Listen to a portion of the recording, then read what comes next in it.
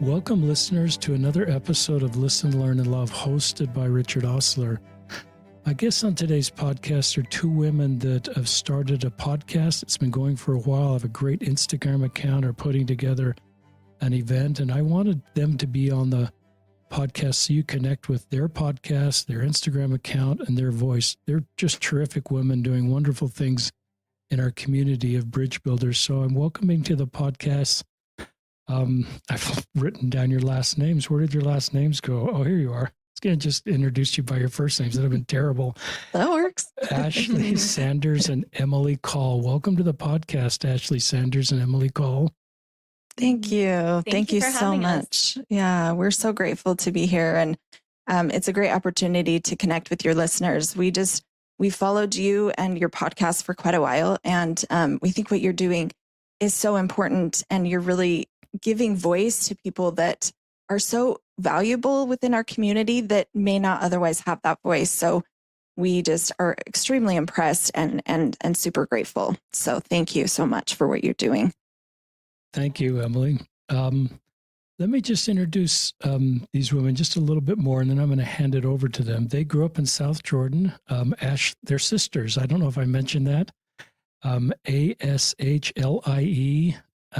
and Emilie, Emilie. So you can see some similarities in how their parents handled the spelling of their first name. Ashlie lives in the Sugar House area in her mid-30s with 3 kids. Emilie's slightly older, 4 kids, and lives in Salt Lake County. She has a son that's getting ready to go on a mission.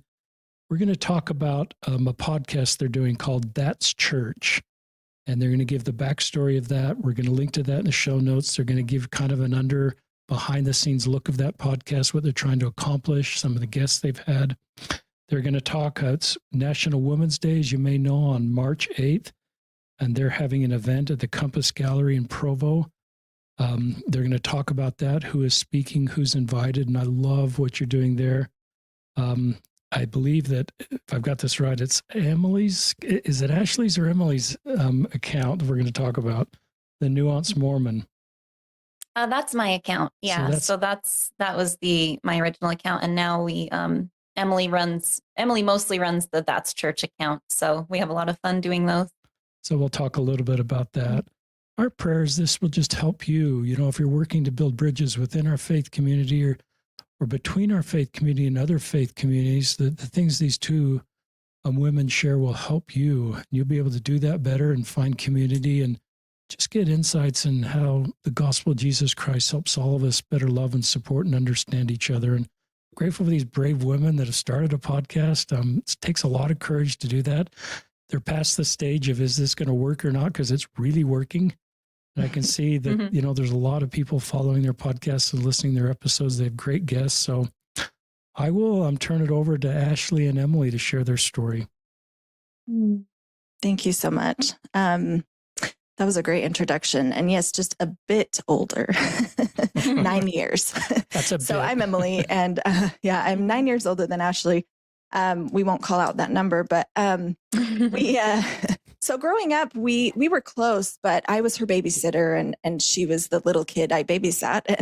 And I was so excited to have a sister, but we really got close as adults when our worlds kind of converged and we both became mothers and we really just are now best friends. Like, especially with the podcast, it really has brought us so much closer together, which has been a huge blessing in our lives. So that is another bonus to what we're doing. But there's so much to what we're doing as well. We attend churches. So our podcast, like you said, is called That's Church. We're both members of the Church of Jesus Christ of Latter-day Saints, but we interview people of different faiths. We attend different churches as well. And we also interview people of different, maybe non-traditional religious backgrounds as well. So different philosophies, different ideas, perspectives. We've interviewed a witch. We've interviewed atheists, people that have so much wisdom to share and very personal individual spiritualities. And it's been a really incredible experience. So we want to cover a lot of things. We want to explain how our That's Church podcast came about, and also tell you our story kind of growing up and how it all evolved. But we also want to explain this event that's coming up that's really amazing, and also some of our LGBTQ allyship and how that all came about, and our advocacy there. And then also, like you said, Ashlie's Nuanced Mormon account.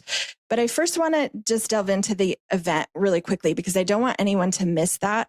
It will be really incredible. We have incredible presenters that are really different. There will be something for everyone. So this is on National Women's Day, March 8th at the Compass Gallery. The presenters are MacArthur Krishna, which probably a lot of your listeners know already. She is an expert on Heavenly Mother, and she's written several books on Heavenly Mother and Divine Feminine. Anne Pimentel, she is a co-author with MacArthur on the book Changemakers, and it's not even out yet. You can pre-order at the moment, but it will be coming out right before our event. So a great opportunity to purchase the book and get it signed. And that's Changemakers, Women Who Boldly Built Zion. I'm really excited to read it. I can't wait. And then Patricia Lauder, she is an LDS woman that went to prison for real estate fraud. And she was in prison for 5 years. And she has such an intriguing story about redemption and sisterhood and connecting with people that she may not have ever expected to connect with. And talks about these really incredible women that she met in prison. And then Venice Jardine, she's our amazing friend that did a thesis at BYU on LDS people that struggle in the church but stay in the church. And she is an anthropologist that did research in Salt Lake City and then also in New York for that thesis. And she also did studies in France and Thailand, which she just has a wealth of knowledge to share. So that will be so incredible. It's a great opportunity to really empower women and also the men that support them. So we're hoping that men and women both attend. There are only 100 seats. We really love that because it does create kind of an intimate setting. We were busting at the seams though at our last event. So we may, at our next interfaith event, we may switch to a different venue that's a little bit larger. But we had every seat taken and more. And then there were people walking in off the street that were standing at the back. It was a beautiful event and such a connecting environment. And it takes a lot. So we volunteer all of our time for our podcast, which is really like a full-time job. It's amazing, but it's so much time, as you know, Richard. And we love it, but it is so much time. And so we can't, and our last event, we actually paid, there was money out of our pocket beyond what we charged because we really wanted to create something amazing. And we did. It was better than we could have ever expected. So we are charging $30 per seat. And again, this just pays for the event itself. The food, we have incredible food. We had food catered last time that was like a huge hit. Everybody loved it. And there's also a place for donations that you can donate money to our purpose and to our events as well, so we can keep going with what we're doing. And you can register for those tickets on tinyurl.com/empower2025. So again, that's tinyurl.com/empower2025. And then we have a coupon code for your listeners for $5 off. And that code is Richard Osler. Just one word, Richard Osler. I know him. That's cool. Yeah. Okay. Now on to the good stuff. So as like we've mentioned, this journey of exploring other faiths has just brought Emilie and I closer together, but it's also just helped us connect to so many incredible people. If you told me a year ago that I would be like friends with a rabbi or a Muslim woman or a woman who identifies as a witch, like these are just things that I think a lot of people find taboo, especially within the LDS culture. And one thing, like getting to know these different people has just made me realize that we have way more in common than not. And you can just always find something to connect you. And then those other things are just the little bits that we get to learn about each other that are different. And it just creates this beautiful tapestry of uniqueness. We've been able to visit a Krishna temple, a Jewish synagogue, the Islamic Center of Utah, the Sikh temple, Community of Christ, which is the former our LDS church, and just so many more. And just being in these spaces and meeting these people, we also try to really highlight the congregations that we visit that are LGBTQ plus affirming. And there are so many, like it's been such an incredible experience just to see how embracing these congregations are. And I think that they kind of go unnoticed sometimes. So we really try to highlight, especially those churches that are just safe spaces for anyone and everyone. The rabbi that we interviewed is an LGBTQ plus advocate, and he's done so much incredible work within that community. And I'll let Emmy tell a little more about that. Yeah, we really have gained so much light. We love to say this actually all the time. We gain so much light from others, and we just add their light to our light. And I think a lot of people are afraid to interact with interfaith or with people of different beliefs, even different politics, different ideas, different perspectives. But we really have gained so much and become so much more well-rounded as people, and been strengthened individually and made personal connections and friendships that, like you said, we would never, ever expect. We've interviewed a YouTuber Protestant pastor who some people may know as the Pastor Jeff from Hello Saints, and a Mary Magdalene expert, LDS authors, and everyday people just like us. And each conversation is special and a new light and a new perspective. Mm-hmm. Yeah. So Ashlie's going to tell a little bit about her nuanced account and our background growing up, and our history with that and how that all came about. Yeah. So interestingly enough, my account was originally named LDS for LGBTQ. Wow. And when I created that, I kind of assumed there weren't very many. And then you create it and they just start popping up around you. Like I remember connecting with you, Richard, and I remember connecting with Lift and Love and Charlie Bird. Like there's so many amazing accounts. And I honestly believe there can't be too many. Like the more that I see, the happier I am, because it's just, more voices to add to the collection. But yeah, I was at a place within my faith where I felt like I could not stay in the church unless I was speaking out about some of these things that I cared about. And this is a personal choice. I wouldn't put this on anyone, but for me, I needed to talk about the things that were difficult for me. And more than that, more than I even knew, I needed connection. I needed to know that I was not alone in my struggle to understand these things. We have our brother, Aaron, is gay, and we're very close in age. So we were like, we grew up very close, very tight. And then my cousin, who's also just a few years older than me, who was my best friend and still is to this day, my best friend. And both of them came out around the same time. And I am so grateful that, there's no other way to describe this except for absolute personal revelation, but I just knew to my core that they were okay. And I am so grateful for that blessing that my heavenly parents gave me of they're okay. Everything's going to be okay.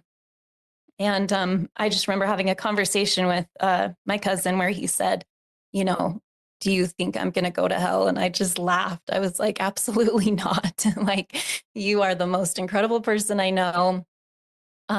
There's just like, if you're going there, I'm going with you because we're best friends. We're doing this together.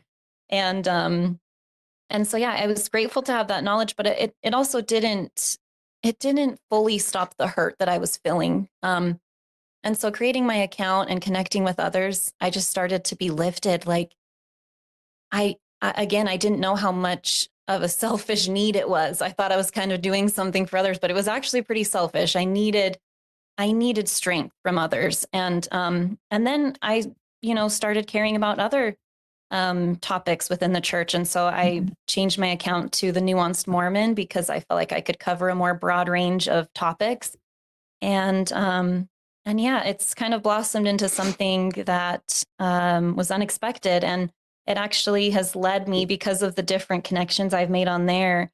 When Emilie came to me with the idea for this podcast, to go and explore other churches and get to know other people of different religions, it was just an instant yes. It was so, I didn't even have to think about it, especially going with my sister. Like she said, we always hang out anyway, but it's nice to have an extra reason to leave and go and hang out with my sister. And so, yeah, that's sort of the origin of my account. And it's so much easier to go with somebody. Like it really is. That makes all the difference, I think, because it can be a little bit scary. And sometimes it is good to give people a heads up at churches that you're attending. But not always. We've never had anybody squabble at us attending their church service. And they've always been so welcoming and so kind. And we've always had really great experiences. But there are some that I think do prefer a heads up, just so they know you're coming, so they can be as welcoming as possible. So, but it's been great. So it's interesting. Ashlie and I are so similar, but we're also quite different. And listening to her talk about her, when Aaron came out to her and how she just instantly accepted it and just knew that he was fine and he was good and it was all good. I did not. I was a little bit more Orthodox than her. Just, I think in general, even as a kid, I think I was more Orthodox than my parents. I just kind of came that way. I just came wanting to be extremely obedient, and do exactly what was right and have a checklist and all of those things. And to my credit, he came out after my mission too, pretty shortly after. And so I was very much in that mind space. So on my mission, my cousin Amber, Cam's sister that Ashlie was talking about, also came out, and I was extremely close to her. We hung out every single day. We worked together. We were so close. And being on my mission, that was really heavy for me, because I was teaching people about what I believed, and this is right, and family, and, all of those things. And so that was really difficult. And also on my mission, her father died, which was like my second dad. And I didn't know I was going to talk about him. He and I were really, really close. So it was really difficult. Those two things were challenging on my mission. And then at the end of my mission, my other cousin that I'm also close to, Allie, also their sister, came out as well. And then I went home and my brother came out, and Cam came out shortly after that. And then my best friend came out as Just well. A few. So it was a lot to take in, and we really did have to reconcile with it. I did, at least. I had to kind of grapple with what that meant for me, and how I was going to handle being very strong in the church and also supporting my loved ones that I love dearly, and that never changed. The love was always there, and luckily our entire family is so loving. That is such a focus for us. And my parents were immediately supportive, and I was immediately supportive as well. We all were. But internally, I just still had to grapple with what that meant for my church standing and their church standing and all of those things. And it took me about 2 years to come to the conclusion. It was so simple. And I looked back and I was like, duh, Emilie, like, why did that take you so long? But it took me about 2 years to come to the conclusion that, it's just about love. That's it. Like, that's all that matters. And everything else doesn't matter. it's all logistics and it's all crap, honestly. So I wish I had come to the conclusion quicker, but I think I learned a lot in the process, and I learned to love people in a deeper way. And then I think this podcast just elevates that love, and we can love people in an even deeper way because we understand there's more to. I was just talking to my husband actually about love, and he said, I can see why. He watched a situation between two gentlemen at church, and one was trying to explain to him why he is not very active in the church, and the other just didn't understand it, but was like, I love you though. And we realized, we just had this conversation about it. It is more than love. Ashlie and I talk about love a lot, and I used to teach gospel doctrine. I just got released, and I'm now in young women's, but everyone knows me as the love person because that's all I talked about. There is a lot of love in the scriptures, which is great. It worked out for me. But also understanding is so important, and at least trying to understand other people and connect with them and listen to their perspectives. So then my brother Ashlie started her account, and I still was a little unsure about it. I was like, oh, well, okay. and then my other brother left the church. My brother that's not gay left the church, and my brother that's gay still very much believes in the gospel and the church, and is very connected to God and all of those things. And my other brother left, and his wife, who is one of my very best friends. And that was another challenge, another hurdle to mentally overcome and figure out for myself. And shortly after but as soon as my brother left, that was when I really kind of recognized something beautiful in myself, because I was able to see that he would be fine. And I remember people in my family a little bit worried about him. And I just wasn't at all. Like, I just immediately was like, oh no, he's fine. And he's become a better person. I see his true self really coming through. And he's such a better person than he ever was, I think, because he's him, and he could really find that. And so I was really proud of myself that, okay, this time I got it quicker, but then after that, I kind of went through my own faith struggles and really looked at what I believe and how I really want to be and how I want to present myself within my own faith system and within my connection to God and Heavenly Mother. So that's kind of my story. Going back a little bit to our upbringing and relating all of this to the podcast, I think all of that really helped us to see people in a different way, allowing us to be able to reach out to people that believe differently. And part of that is that we grew up with mixed faith grandparents that we were extremely close to. I know I've said I'm extremely close to a lot of people. I am extremely close to a group of people that is quite small. And we were talking about all of them right now. But my grandma was LDS and my grandpa was Catholic. And my grandma Maxine, my grandpa John and my grandma Maxine was one of the most influential and Christ-like people that either of us have ever met. And we didn't realize it as kids, but after growing up, I think looking back, we're like, oh, she wasn't actually very active in the church, I don't think. But we never would have known that, because whether or not she was in a building, she didn't need the walls of a church building. She was so Christ-like, and she had a different language or a different vocabulary in the way that she spoke about the gospel and the church and her connection to Jesus and God. And that always really stood out to me because I admired her more than anyone that I ever knew. And so, and I just wanted to be like her and have the love and the genuine connection to God that she had.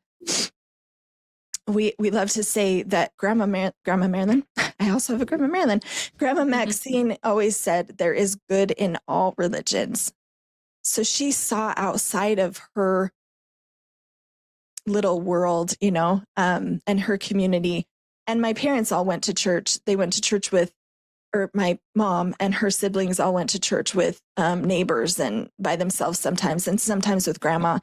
But we always loved too that they had a picture of the Pope and a picture of the prophet side by side hanging in their house, which we would all just sit and stare at and just think it was so cool.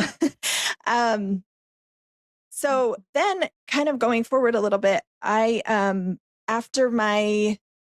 though I was a little bit Orthodox, I also really was interested in different ideas and perspectives and different people and ways of thinking. And so I went on a senior trip to New York, and with my friends, my best friend, Jen, and then my cousin, Amber, the two that came out after my mission. And we walked by buildings like this, the big buildings in Manhattan. We walked by these buildings that there was this little door, like this little skinny door, just part of the landscape of those buildings. And it was open, and there was somebody standing there handing out pamphlets. And I looked through to see what it was, and there was a beautiful choir singing, and it opened up into this gorgeous church. And I was like, you guys, let's go in. This looks awesome. And they were like, no, Emilie, that's not our church. We can't do that. That's so taboo. Like, it was so taboo at that time. And still, I think it's becoming so much less, but it was so taboo. And so I really wanted to, but they reminded me that wasn't okay. That within our church, we have to stay in our lane. And so I always, but it still stuck with me. And then I went on my mission to LA, and there was so much culture there. And we learned from Jewish people that came to the visitor center and had events there. And it was fascinating, and I loved it. And so after my mission, I got married to my husband pretty quickly. He went to Korea on his mission, and most of my companions were Asian. So we had that connection, and we loved the Asian culture. And he obviously experienced a lot of religions there, Asian, more Asian culture religions. And so we both really wanted to experience other faiths. And so we made a goal to visit some, and it still felt taboo though. So we were still very hesitant, and we did a couple, but hesitantly and not many. And we've been married for 20 years. And now, over the last 2 years, we've visited 50? I don't know. Not that many. 25, 30. I don't know. And we really only in that 20 years probably visited 2. But I've always had this desire. I've always had a desire to know more about other people and the way they do things. So then in 2022, Ashlie and I went to a women's retreat called Heart of a Woman. It's amazing. I highly recommend it. And it's a non-denominational Christian retreat. And after that, we just loved it. We just thought, this is amazing. We want to do something similar. So maybe we do a retreat. So my mom and my Mandy, our sister-in-law, and Ashlie, we were like, maybe, we all went to that retreat. So we're like, maybe we do something. So we even sat down and tried to come up with, we came up with an event actually, and we wanted to include LGBTQ members and people of different faiths. And we just wanted to make something that was all inclusive. And it was so much work. And we were like, maybe next year. We never did it. But then Ashlie and I were asked to be interviewed by Venice Jardine, who did the thesis on LDS people that struggle in the church but stay. And we both were interviewed, and it was going to be about an hour, and we ended up being there for 5 hours. So it was an amazing interview, and we had so much fun. But afterward, we just said, we need to do something like that, where we just interview or talk to people that we can understand a little bit better. But we didn't know what that meant. We didn't know what that looked like. And then both of us separately heard Pastor Jeff from Hello Saints YouTube, and it just popped up on our YouTube. And we don't watch YouTube that much, but we both individually saw something from him. And I reached out to her and I'm like, this is cool. And she's like, yeah, I know. I saw him too. And so then we thought maybe we do something like that, but the opposite. And what he does is he's a evangelical pastor, and he basically is dissecting the LDS religion. He went to conference. He has gone to LDS church services. He interviews lots of leaders within the church, things like that. And so we were like, let's do that, but all religions and as LDS members. So that was kind of our inspiration, but we weren't sure exactly how, and we weren't positive about it. So then Ashlie will kind of explain what happened next. Yeah. And I just want to add too, like, I've said this from the start, that this podcast is very much like Emilie's baby. Like, I've always been intrigued by other religions, but not to the same level that she has been. And I mean, it was such an instant yes for me when she said it, and she's so passionate about it. And I just am really proud of her and everything. Man, I'm going to get emotional too. You can't talk about your sisters. Anyway, I just am very proud of her and everything that she's brought to my life, because she really does spearhead most of this. And I am so happy to be on this journey with her, but I can fully tell that this was very spiritually destined for her and for me. But sorry, I'm going to get emotional.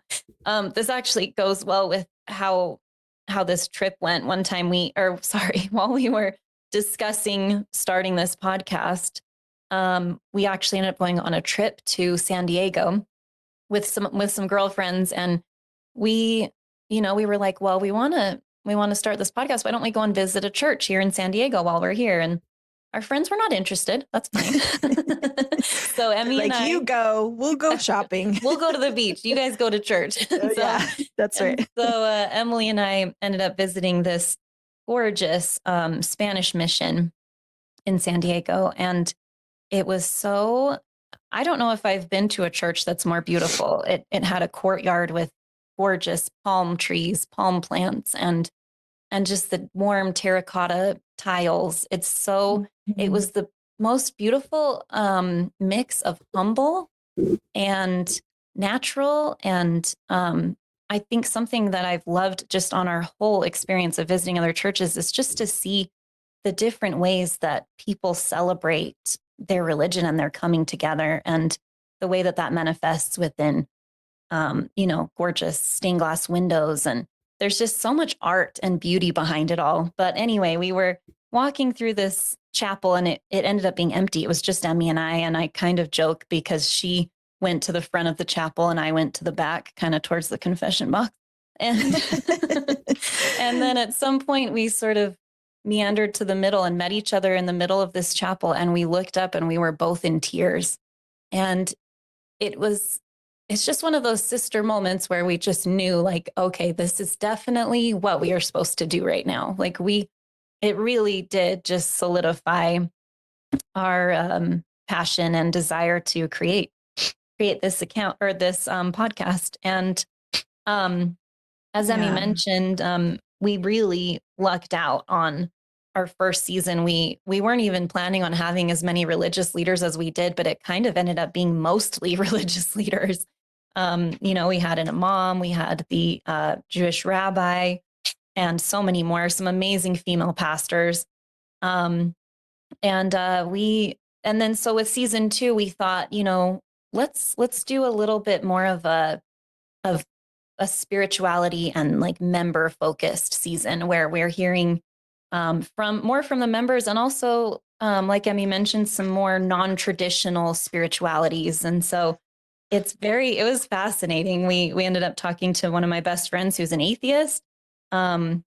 We talked to a witch who she considers herself a Christian pagan, which I think is pretty uncommon to be Christian and pagan. And then we also just had some amazing LDS people on there that are doing such amazing work. We had Dr. Julie Hanks on, and Aubrey Chavez from Faith Matters, Patrick Mason, who wrote the book Planted and Restoration. He is unreal. That man, he's awesome. And Kurt Frankum from Leading Saints. So it's been a totally different season from our season 1, but both I feel are so valuable for people. So. Mm-hmm. Yeah. Ashlie has a crush on Patrick Mason's smile. Just his smile. Have a crush on someone's smile. It's just his smile. That's fair. It's fine. It's fine. It's fine. He knows. We're cool. We told him at our event that he was speaking at. We really embarrassed him. Bless his heart. Bless his heart. I know. Yeah. I just kind of going back to the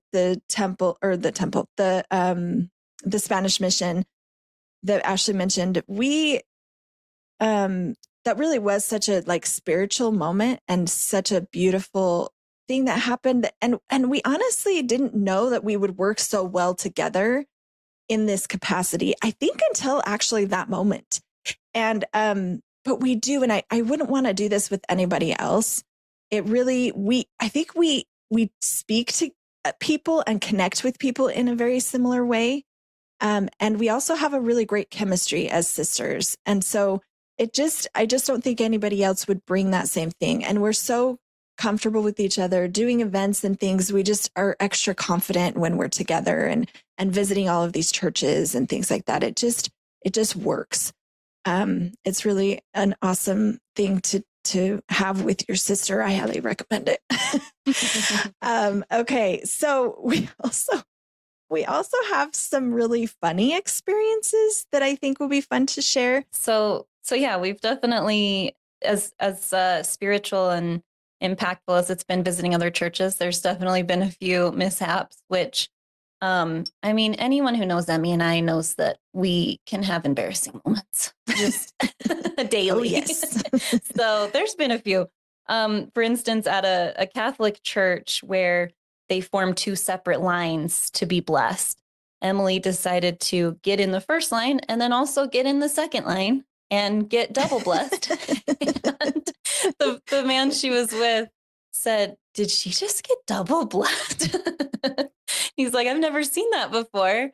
But you know, there were 2. It was a priest and a deacon, and the deacon was a woman. So I was like, I want to go to her, but I went to the priest first, and they were just both standing there. So I'm like, I guess you do both. You needed the double blessings. We all do. Great. Yeah, I think I needed it at that moment.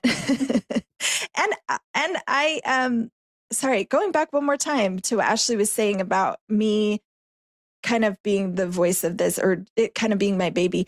Ashlie recognized in the moment that I asked her, and she immediately said yes. She said, "This is going to be your saving grace. Like, this is going to be the thing that gets you through your struggles in the church." Because it really was right at that time. And I needed an outlet. I needed something more than what I had. And this really did fill that void, and helped me to get through those struggles that really were pressing on me. So I love that she foresaw that for me, and she was exactly right, because it is my baby. I love it so much.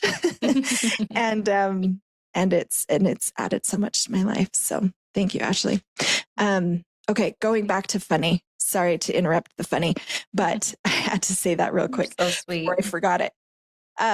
Okay, so there was also, this one isn't really a mishap. It was just interesting and unexpected, I guess.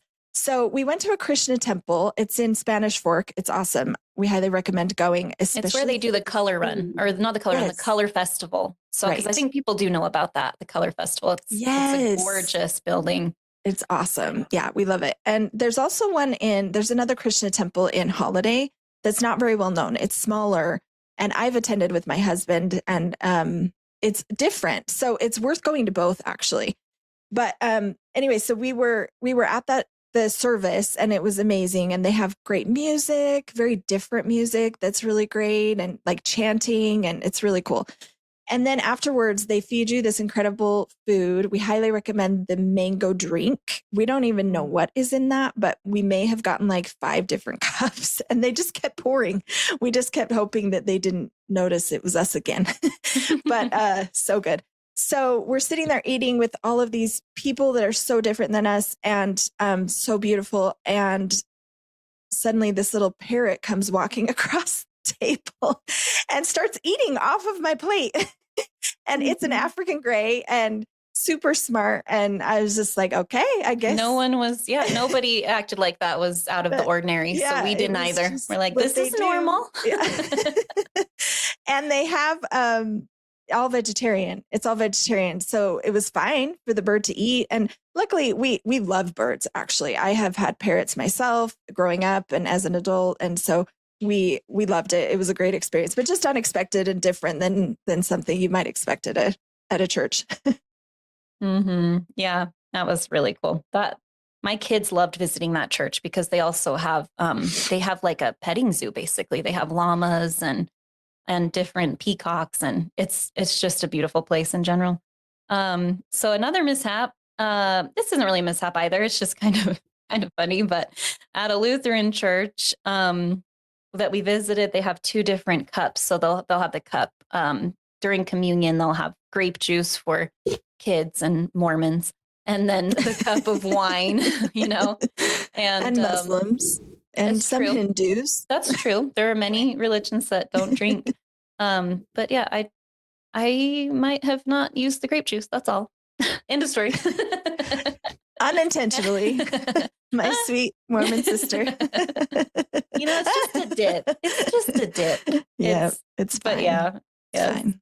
That's funny. This next story, I kind of hesitate because this is just this one escalated quickly. So we actually wrote this. We wrote this story for our event, our last event in November, and Ashlie was like, "Let's let Todd read it first." Todd's my husband, and he's very proper. He's just more like logical and stuff. So she's like, let's just ask him if it's appropriate. And I was like, no, he will say no. Absolutely say no. So I'm not going to ask him. We're just going to share it. So I like it. I think it's fun. So anyway, we were at a Christian church downtown, like right downtown. And as it was a beautiful service, we got through the service. It's really great. They kiss the pictures of saints, and it was so fun to watch. The liturgy was like very Orthodox and very, very interesting. We loved it. And then at the end, we watched as a woman almost lit a man on fire with a prayer candle, and a fight almost broke out. She tried to light him on fire. Like, she really did try. It wasn't accidental. She tried to light a man on fire. And then I watched her hand a candle. Before that happened, I watched her try to hand a candle to like a 3-year-old. So the cops came, she was escorted out. It was a whole thing. And the priest, he was a priest, was so embarrassed because he had invited us to come there, and he was so embarrassed, but we loved it. We were like, no, this is the best thing that's happened in a long time. This is the most exciting congregation we visited yet. It was amazing to see how they handled it too. Like, they are so, professional, and being downtown, I think, you get a lot of different people coming in and out, and they knew exactly what to do. They were on it. Yeah. And so we told him, like, that was impressive. And they had somebody, as soon as she walked in, they had seen her before. So they had someone following her around. Like, it was very professional and very well done and kind. They did it in a very kind way. Even though she had to be escorted out, it was all done very kindly and appropriately. So it was cool. Agreed. But you can see why Todd was like, maybe don't. So another story, we loved visiting the Islamic Center. The Islamic Center here in South Jordan, and it was women in that religion wear hijabs, the traditional headscarf. And we were not sure what the protocol was, if we should or we shouldn't. We're trying to be as respectful as possible. And so we ended up not. And we went in the prayer room, and everyone was so kind. Nobody said anything. And then afterwards, we were in the bathroom talking to some women, and we said, was it okay? Do you want visitors to wear the traditional scarf? And she said, no, if you're visiting, it's not needed. She's like, as long as you don't go in the prayer room without one. That's where we had just come from. So we were like, of course not. we would never do that. Oh no, we told her and she's like, honestly, you're fine. Like people, it's just one of those things where we're like, oh no, like we messed up. But I will say we have never been reprimanded or anything for any mistakes. People are so kind. And something that Mesa, the Muslim woman that we interviewed, said is, she said, please don't be afraid to ask questions. She said, I am never offended when someone asks me about my hijab or my clothing or anything about my religion. I rather they ask me and get an answer that's honest and true from me than keep it to themselves. Mm-hmm. Yeah. Yeah. And in our defense, I talked to the man I was working with. We did reach out to the mosque before we attended. And the man I was working with said, no, you don't have to wear a scarf, because he thought we were going into a different room, but we got there right on time, but his service had already started. So we were like asking people, like, where do we go? And this man said, probably in the women's prayer room. And that's not where he expected us to be. So we had done our due diligence and really did try to do it correctly, but it was quite embarrassing. And we did get a few looks, and I was like, are they just looking at us because they know we're not Muslim? Or no, it was the hijab or the headscarf. So, or the lack thereof. Still so kind. And it was great. People have just been, I think something else that surprised me is I kind of think I expected these other religions to want to convert us and to approach us in that sense. And we've had none of that. Like, they are so respectful of us and our faith. And it's opened my eyes sort of to missionary work within our faith and how we can better appreciate someone else. You know, when we share our testimonies as Latter-day Saints, like, are we also willing to hear someone else's testimony that might be different than ours? You know, because they're never going to respect our testimony if we don't respect theirs. So that's something that's been a little hidden gem that I've also gained along the way. Yeah. And we don't expect to convert anybody, or we're there to make friendships and to learn from them. We have zero expectations of pushing anything on anybody else, or proselyting in any sort of way. And I think once I kind of learned that a few years ago, that it's so much more valuable to make friendships and not to push those things. And it's just, that's not our goal in any way. But we attended a Lutheran church and we interviewed the entire congregation. It was super cool. And the pastor there, Pastor Reba, she's incredible. What is their church called? Southern. She is like the smallest human and the most powerful at the same time. Yeah. She is a powerhouse, Reba. Our Savior. Reba. Yes. Our Savior Lutheran Church. Little plug for them because they're amazing. But she's doing great things over there. And she was like, come. And we just called to just do a walkthrough of their church and video it for an Instagram reel. And she said, come and you can interview everyone. And we're having this big event. And it was so fun. It was the first time that we'd ever done something like that. But one of the men stopped me and he said, as we're interviewing people, he said, I'm so happy you're here because I've had interactions with LDS people. And he used to gather youth from their congregation and take them to different churches, which was so cool, years ago, like 20 years ago.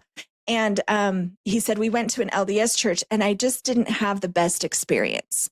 So he said, I'm so happy you're here to present an experience that is better and more positive and more loving. And so I was so glad that we want people to be happy to see us, you know, and not to fear that we are going to push anything on them. Like, we've had so many people ask us within our own church, are they going to push us? Well, let's do the same. Let's respect people in that same way, you know?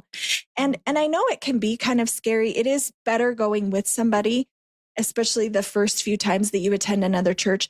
But also, if that's not something within your time, because it does take a lot of time, and all congregations start at 10 o'clock on Sunday, I swear. So it's hard to hit multiple. And anyway, it's worth it. But we are doing that. Our goal is to do that for you, like for people, so that they can experience it through us. And they don't have to always attend. But hopefully our goal is also to help people to want to as well and make those connections that we've made. or similar to what we've made. Agreed. I just want to say too that Pastor Reba's congregation, Our Savior Lutheran Church in Salt Lake, is LGBTQ plus affirming, and they are so loving. That might be I think it's the warmest congregation that we've attended. And I told my husband after, I said, I want to go there once a month because of how good I felt. So that's if you're looking to just visit another church, and feel safe as a queer person, like they will embrace you. And I just had to mention that briefly. And if you're wanting a connection to the LDS faith where they still believe in the Book of Mormon and Joseph Smith and a bunch of those core church related things, Community of Christ is also very welcoming and very LGBTQ affirming and super loving and welcoming to everyone and anyone. Like both 100% walk in the door, you will feel so loved. Yes. So I just wanted to very quickly describe our last event because it deserves the mention. We had speakers that were so just unexpectedly incredible. Patrick Mason, we expected, but the rest, we just didn't even know what to expect and how incredible it would actually be. But Patrick Mason spoke. He's written books like Planted and Restoration. He's LDS. Awesome. Ashlie talked about him a little bit. Pastor Brittany Mangelson, who is the pastor of Community of Christ. And side mention, they just got their first female prophet. I'm not sure if she's actually in office yet. Brittany, last time I talked to Brittany, she wasn't fully, but she's going to be soon. Mesa Kurgay, a Muslim woman that Ashlie mentioned. And then Onkar and Bryn. Onkar is a Hindu and Bryn is LDS. And they are married. So I love their mixed faith marriage because they were mixed faith before they got married, which I think is really rare in Utah. A lot of times it's one person leaving their faith that makes them a mixed faith marriage. But we had amazing food. They presented. We had a little break. We had a Q&A. And then people were able to walk around this incredible gallery. So it was magical. And there were people that came up to us after and said, that is life-changing. It was life-changing. There was one woman that said she's really struggling in a religious space and spiritual space at this moment. And she said, this really helped me to see that there are good people even within religion. And she said, this is really helping me to take that next step that I've just not wanted to take or not been able to take. So we had such great feedback from that event, and people were able to connect with people that they wouldn't have expected to connect to. Oh, the Q&A. I just want to mention the Q&A was so cool because people were able to ask questions that they may not have felt comfortable asking in the past to people of a different faith. And it was intense. The first question out the gate was, how do you feel about atheists? To a Muslim woman, to Mesa Kurgay. And we were all like, oh. Well, it was to everyone. But Mesa responded first, and she was atheist herself. So she's actually my neighbor. And as soon as she raised her hand, I was like, ooh. And she can get a little spicy.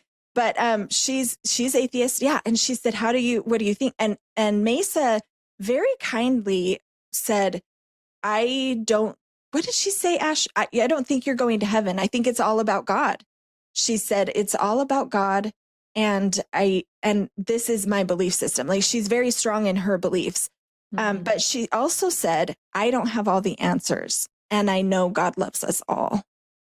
And that really, I love that she was so honest about it, because even though at first it was a little abrupt and we were all like, like holding our breath a little bit as soon as Mesa started responding, but she softened it, and it created this beautiful moment where every presenter was able to answer so honestly and straightforward, and they didn't feel like they had to hold back because she started it that way. And Patrick Mason also was the first presenter in the entire event, and he created a space of love and safety that was just palpable. It was just really incredible. So, just to wrap up, follow us on That's Church. That's Church Podcast is our Instagram account. And then you can follow the podcast anywhere that you listen to podcasts, but you can also watch on Spotify. So we actually have video on Spotify. And then again, we'd love to see any of your listeners and all of your listeners. Well, only 100, but next time, hopefully more. On March 8th, on National Women's Day, tinyurl.com tinyurl.com/empower 2025 and men and women. So, yeah. Well, this is kind of like therapy for me, listeners, and morning church on a weekday, just to hear these two women and their insights into what I believe is the gospel of Jesus Christ and how it helps us love and support all people. And we're all spirit children of the same heavenly parents. We're all brothers and sisters. Our doctrine brings us to the space these women are talking about, and just seeing us as the same human family. I took a lot of notes, really wonderful insights. And if you've got time, I'd love, you said something, Ashlie, you just probably didn't realize how impactful it was to me, where you said, I couldn't stay in church unless I was speaking out. Do you remember saying that? I do. Yes. Yeah. Talk more about that. And then, Emilie, you said something also about it helped me, I think, referring to this work in this podcast, it helped me fill this void that I wasn't feeling in church. I think that's the inference. It's just fascinating that your work has helped you feel better about the church, or more easier to stay in, or just talk about that. Yeah. Ash, do you want to start, or me? Sure. I was at a very difficult time within my faith, and I think it's very interesting. Having children makes you look at your faith in a completely different way, because all of a sudden it's no longer about me.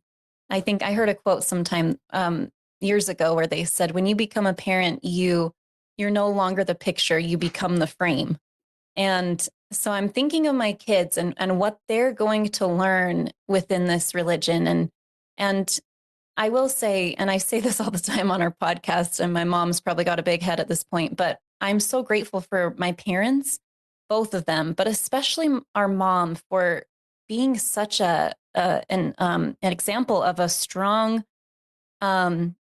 female in our lives. She talked to bishops as an equal. She was in Young Women's, and the way she presented and carried herself was as an absolute equal. So I had no question that she was just as bit as important in our religion as anybody else. And so I know that we can create those examples for our children. And so, and yet I also think children we have so much to learn from our children. So I would ask my kids things, I would say, how, do you think, just simple questions to my kids. I would say, do you think, Aaron and Andre being married, they should be able to get married, right? If they're in love. And they would just say, yeah, of course.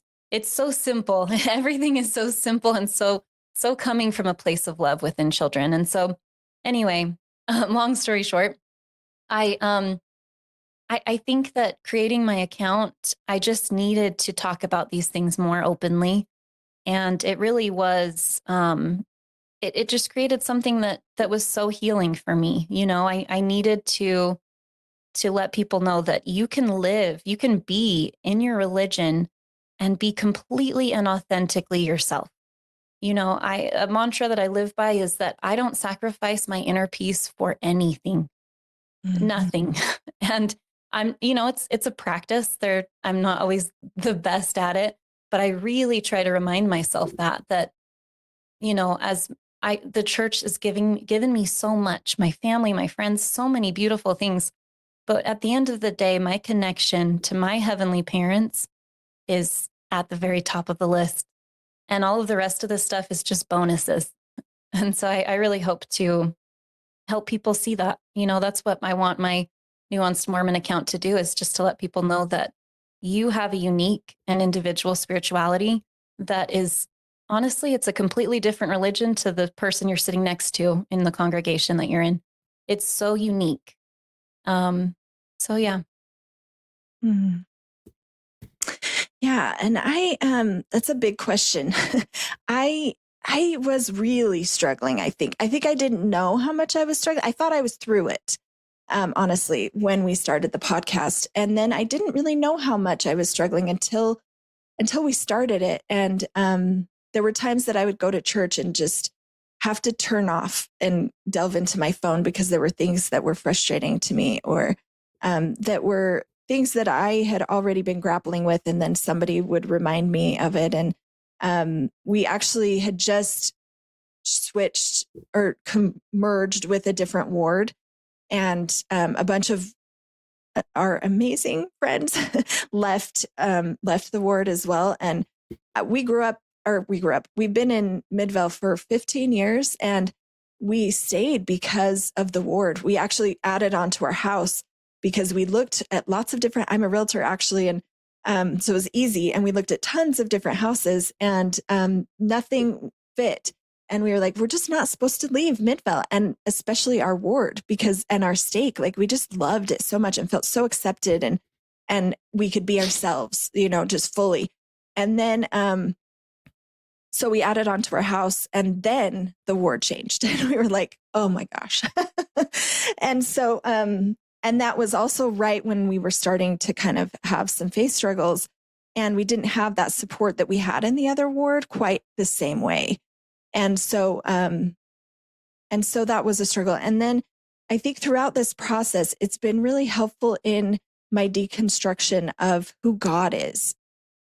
As I've gone to each different church, they believe a little bit differently. They pray a little bit differently. And I've added all of those things to what my beliefs are in God and the way that I pray. And it's been a really good soul-searching thing to connect with God in a way that I've never been able to. I've always felt a really strong connection to God, so I shouldn't say that, but I think deconstruct who God was to me then and create this new God now. I think I've also never had a real relationship with Heavenly Mother, and it allowed me to create, which sounds strange because most religions don't believe in Heavenly Mother, but I think it just allowed me to open my mind to different possibilities. Even though we talk about Heavenly Mother a little tiny bit, it allowed me to open it more to her. And so I now picture her in different ways. I picture her in red when I need her to be powerful. And I picture her in blue when I need her to be calm and loving. And I picture her in every woman that I know that is so strong. I just imagine that Heavenly Mother is all of those amazing women in one. And when I need her to be a badass, I picture her in black. Like I have this vision that morphs on a daily basis when I need something different from her. And my connection with Heavenly Father is a little bit more genuine and a little bit more me.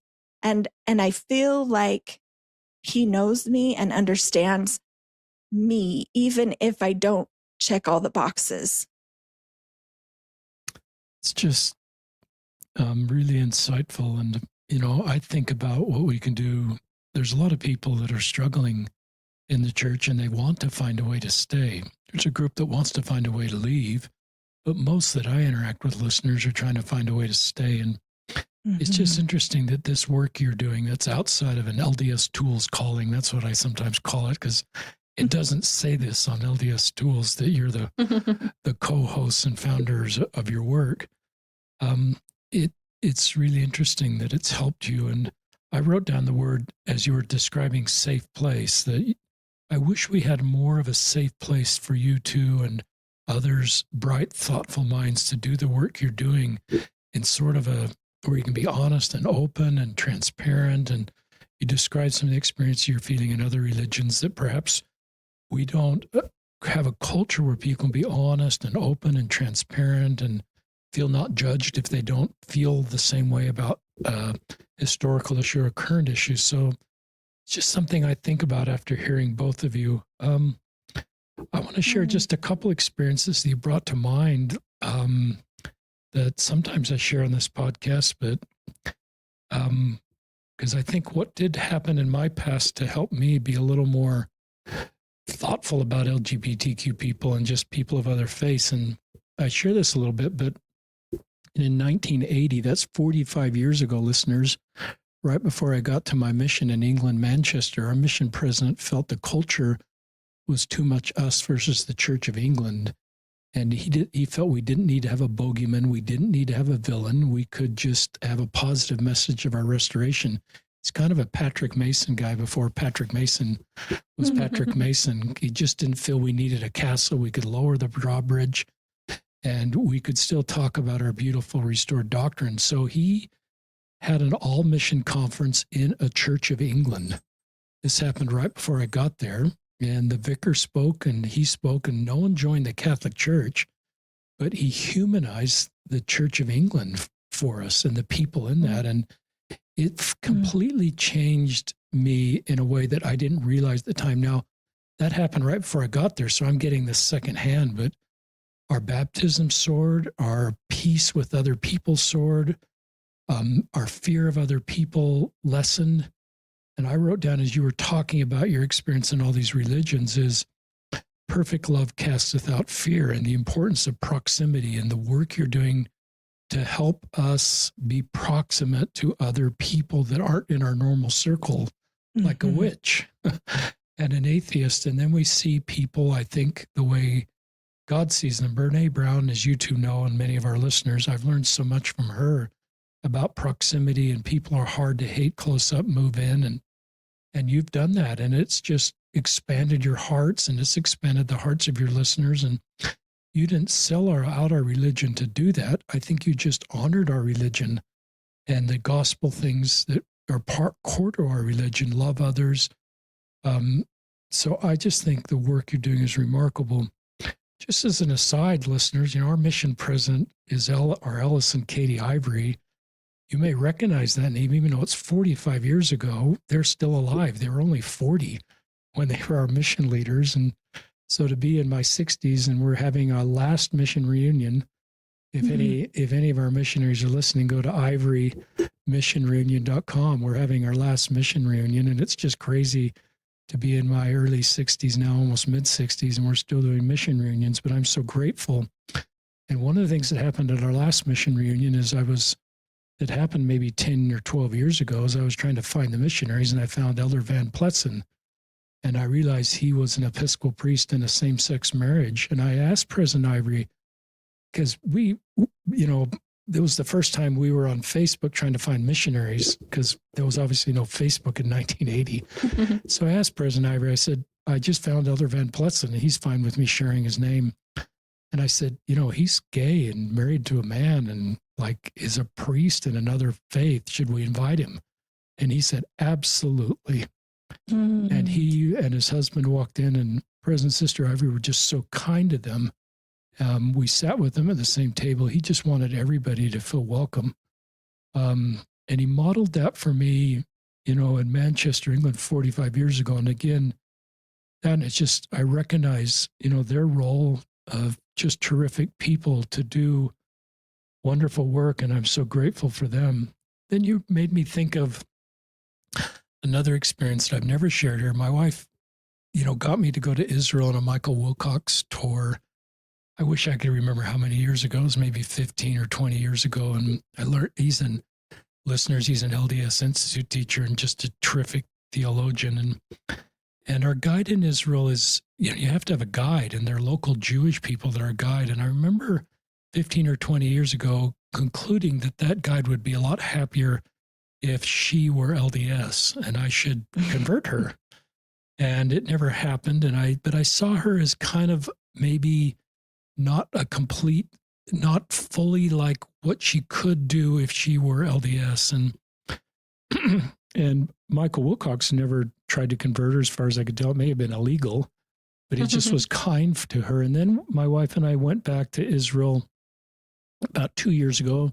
We had another guide, and one of the fellow tour people said, we need to convert the guide. The guide will be a lot happier as a Latter-day Saint. And I just realized how much I'd changed. I didn't see that person as less than or needed to be converted. It's certainly, if that person were interested in our faith, I would have been very open to explaining our beautiful restored doctrine. But so you two reminded me of, because the way you see all these people in other faiths, and the way they treated you as not less than or not needing to be converted.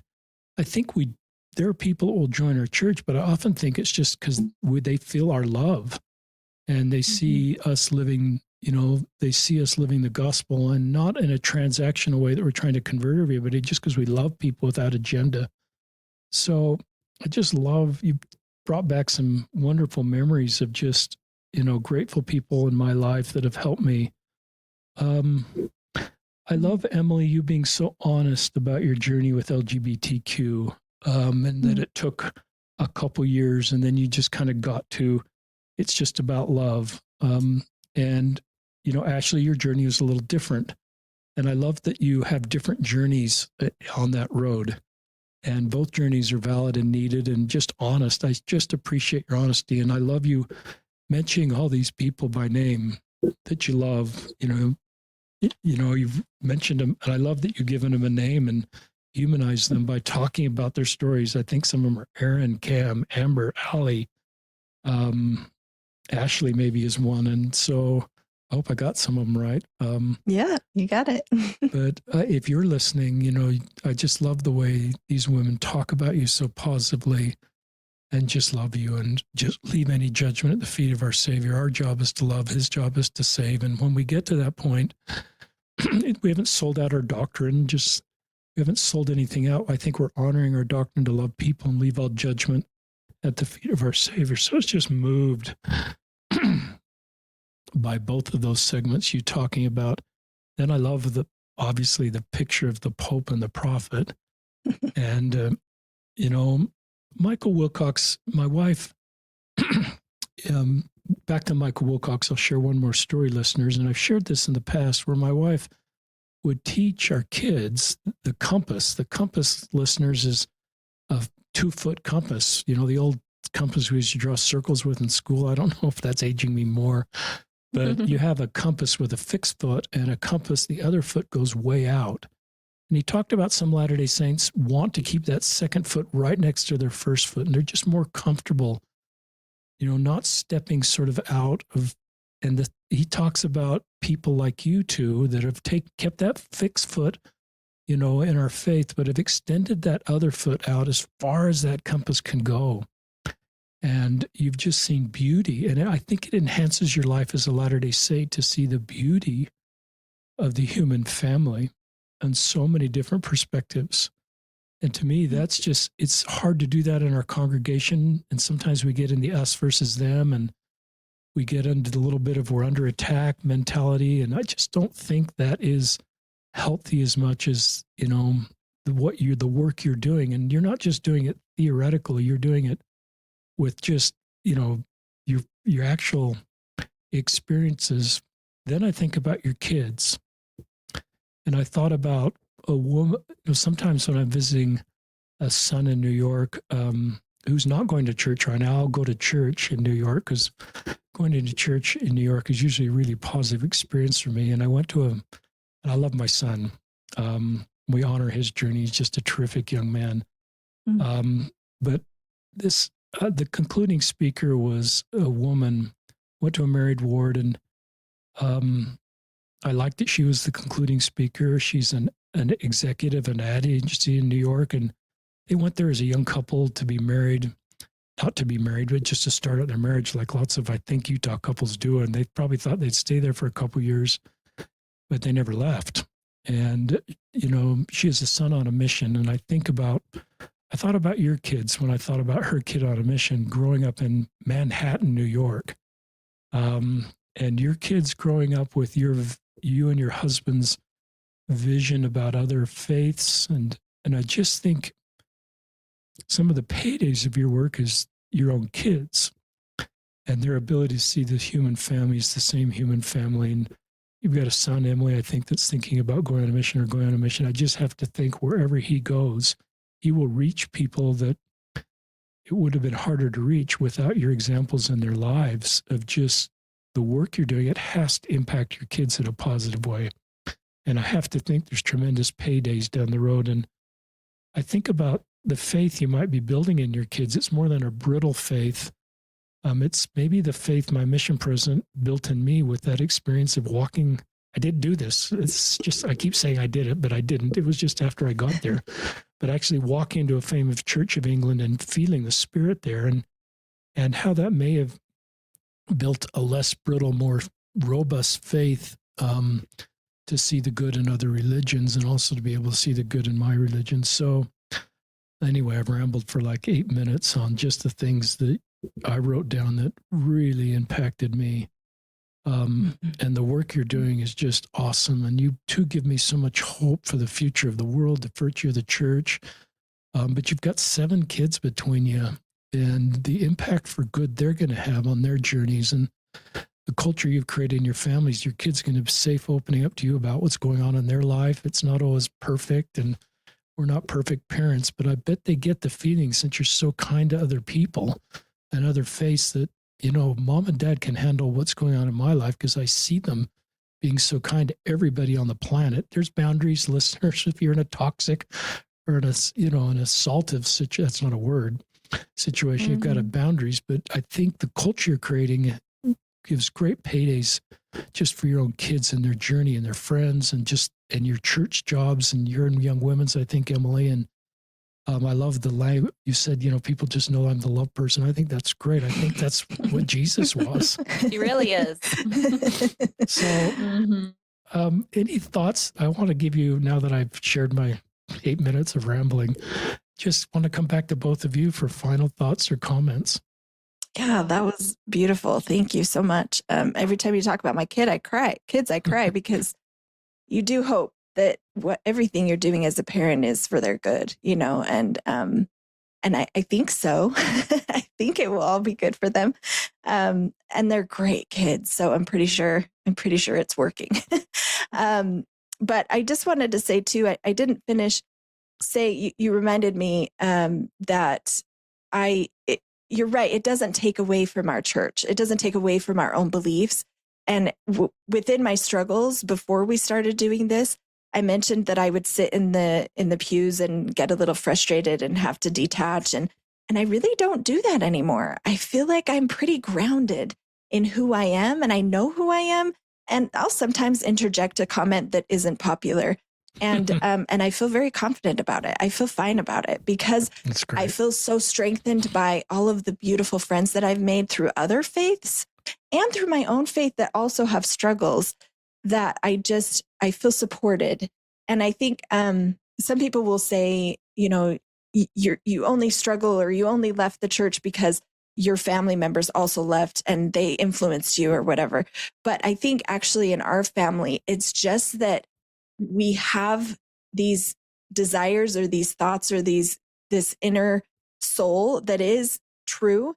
And having people that support you only helps you to discover those things and to become a better person and to become the you that you're supposed to be, so I don't accept that. I think having family members that have left the church, family members that are LGBTQ members, family members that are so amazing and comforting and safe only allows you to be better and helps you to find where your faith is. And if you're scared to visit another church and you visit them and something resonates with you, well, then great. I think people are afraid, well, what if I hear something and then I want to convert to that church or whatever? Well, if that's your calling, or if that's something that's calling to you, look at that, look at why that's resonating with you and add that to what you already have.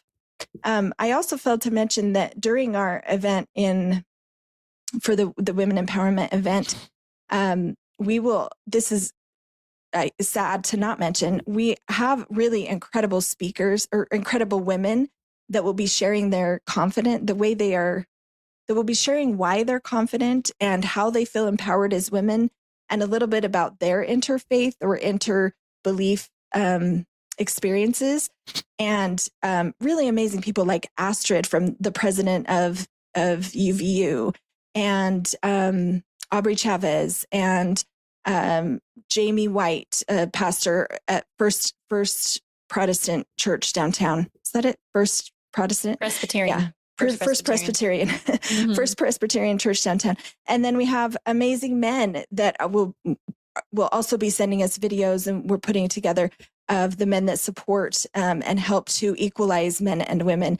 And that will be an incredible video that will be released at the event. So that will be the first time that people will be able to see that. And I think you agreed, Richard, to send a video as well. So it'll be really incredible.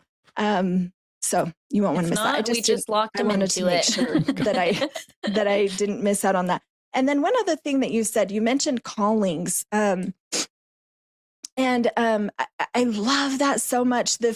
This was a really healing experience, super quick experience for me. My husband was being released from a state calling, and he and our state president are really close. And actually his wife and I are super great friends. And he came over to our house to talk to him before he released him.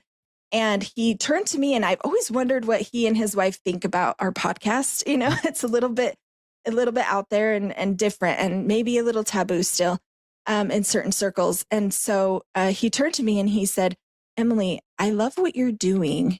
You have really given yourself a calling that I believe is from God. Wow. And that was so validating to me, especially from a leader, my leader in my area.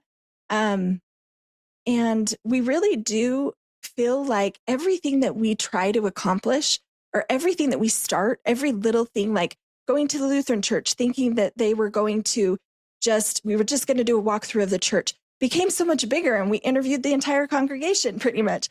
And every little thing becomes so big, and we see God's hand in all of it.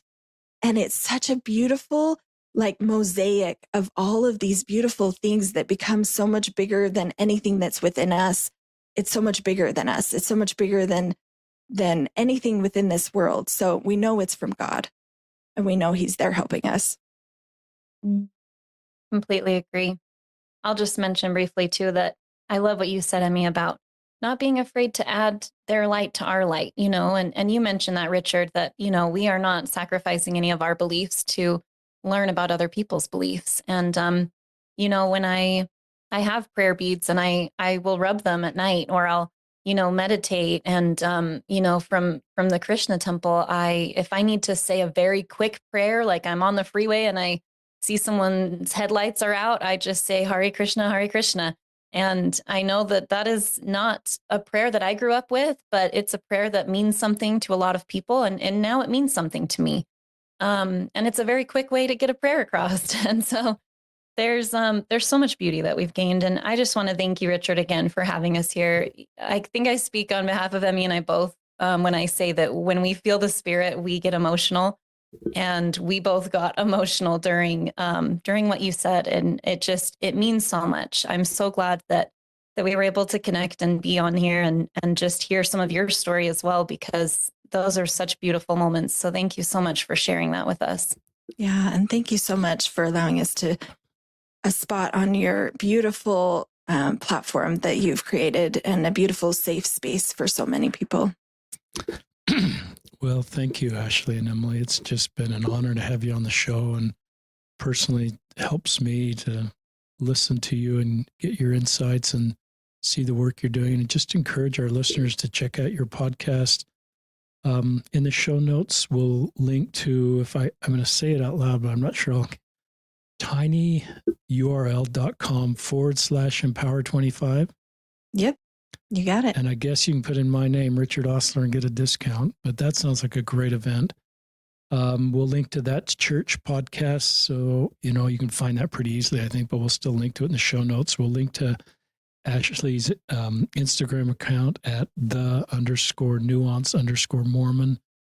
And we just grateful for listeners. I'm grateful for our faith community and wonderful people that you represent. You've got a platform now, and there's a lot of people that, you know, don't have a platform. So don't get discouraged if you're not able to do what Ashlie and Emilie can do, but just do what you can in your circle of influence. Often that's your family or your church circle, but connecting with their work and coming to an event like that, I think gives you community and insights and principles on how to help other people feel loved and accepted. And when you talk to, I'm talking again a little bit, listeners, but when I do hope and pray for a day where LGBTQ Latter-day Saints feel more affirmed and more supported in our congregations.